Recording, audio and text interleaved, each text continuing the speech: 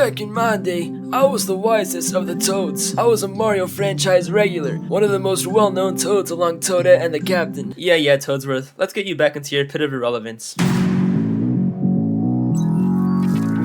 Toadsworth. In a video game franchise full of goofy characters, he's the serious voice of reason the Mario franchise needs. But more importantly, he's British. His first appearance was in Super Mario Sunshine in 2002, 36 years ago. In this game, he's kinda just Princess Peach's caretaker, attendant. I am most concerned with the well-being of the princess in this dreadful heat, he said as he arrived at a tropical paradise island for a summer getaway. He's often seen worrying about her and generally has a typical village elder personality. His most prominent appearances were in the Mario and Luigi games. In the first one, Superstar Saga, he first appears by floating in on a suitcase. He gives Mario and Luigi the suitcase and proceeds to break the fourth wall by telling them to click select on their controllers to open the menu screen. Later in the game, Princess Peach is kidnapped, and this time Toadsworth responds with anger, the second step in the stages of grief. But he also hands Mario and Luigi a spare Peach dress in case she damaged her current one trying to escape. But this dress actually ends up getting worn by Luigi in an attempt to trick Bowletta into thinking he was Peach and letting the real one go, which worked. This means Toadsworth indirectly saved her with the spare dress. See, instead of worrying and being anxious, you gotta take matters into your own hand,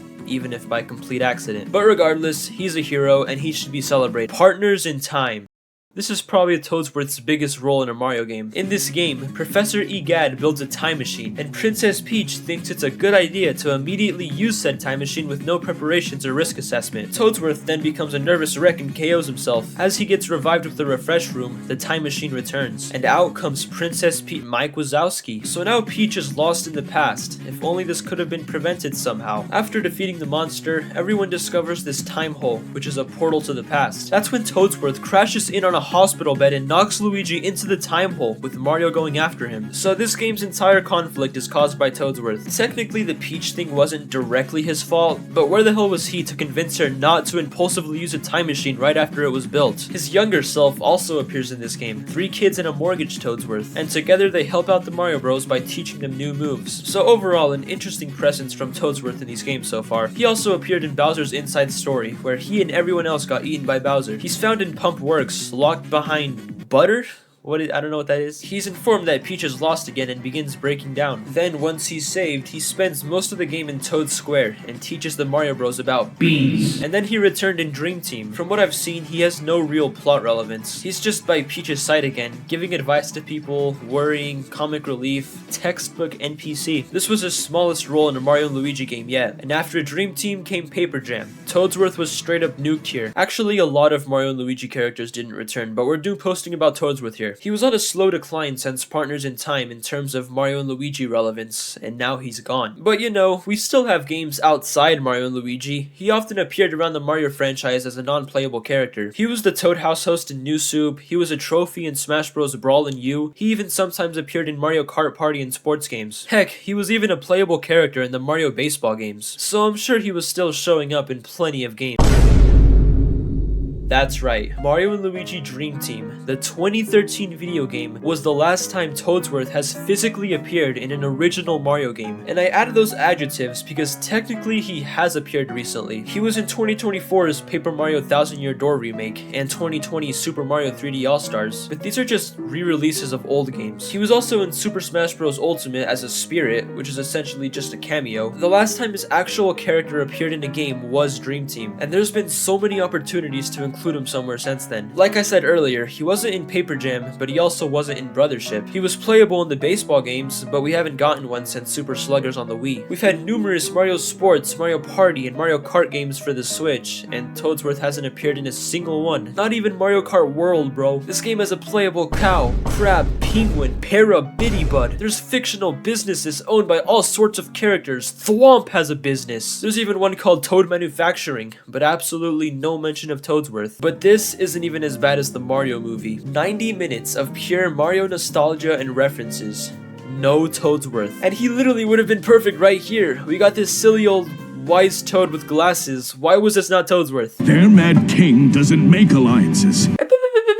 This should have been Toadsworth with his British accent saying, "Their Mad King doesn't make alliances." And you know what? This was supposed to be Toadsworth. There's concept art of the movie featuring Toadsworth right there. This quite literally might be the first time in a decade that they've recognized Toadsworth in a new project. So they didn't forget him. They're just straight up consciously avoiding him. But what did they do? This is like having a Kirby movie with Bandana D, but they replace him with a generic Waddle Dee, or worse. Waddle Doo. So now that we know Nintendo is going out of their way not to have Toadsworth, why is that exactly? What's wrong with Toadsworth? Well, here are some theories. 1. He died of old age. I mean, sure, he was an old fella, and the constant worry and anxiety over Princess Peach certainly didn't help. In fact, there's an in-universe Toad version of a heart attack, or a fainting, called Shroom Shock, which Toadsworth actually experienced before. He was quickly tended to those times, but perhaps it happened again while he was sleeping or something. But this doesn't give a true explanation. Sure, it could be a lore explanation, but this has nothing to do with why the developers at Nintendo don't want to use him anymore. Some people say that he was too different from the other Toads. There's that one 2020 interview with Origami King's producer where he says, "From the production of Paper Mario Sticker Star, a 2012 game, we were no longer able to graphically represent individual characteristics such as age or gender."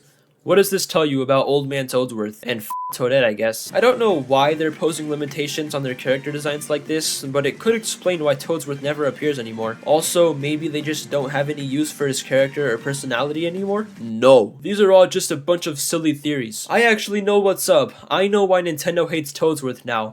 They realized he destroys their profits. Think about it. His debut game was Super Mario Sunshine, and this was the only 3D Mario game Toadsworth appeared in. So how funny is it that Sunshine is the worst selling 3D Mario game, under Galaxy 2, 64DS, and freaking 3D Land? His biggest appearance was Mario Luigi Partners in Time, a game sandwiched between two better selling games in the series. The only games where Toadsworth was playable were the Mario Baseball games, the least popular of the Mario Sports series. Tennis has 9 entries and 13 million sales. Golf has 8 entries and 8.5 million sales. Strikers has 3 entries and 6.6 million sales. And Sonic has 6 entries and 27 million sales. And then there's baseball. 2 entries. 3.3 million sales. I've seen enough. Toadsworth was killing sales for Nintendo. His removal from the franchise was a business decision. You think it's a coincidence that the first console generation after Toadsworth, the Switch, is Nintendo's most profitable ever? Why do you think there's no Mario Baseball game on Switch? The anti-Tom Nook. This man is against profits and revenue. This is also why he wasn't in the movie. They replaced him with this Blue Toad because if that was Toadsworth, the movie would have flopped. But instead, it's one of the most successful animated movies of all time. So there you have it. Nintendo is thriving today because Toadsworth is no longer scaring customers away. They're bigger than ever now and have so much confidence that they're as greedy as ever and selling games for $80. Actually no, Toadsworth, come back!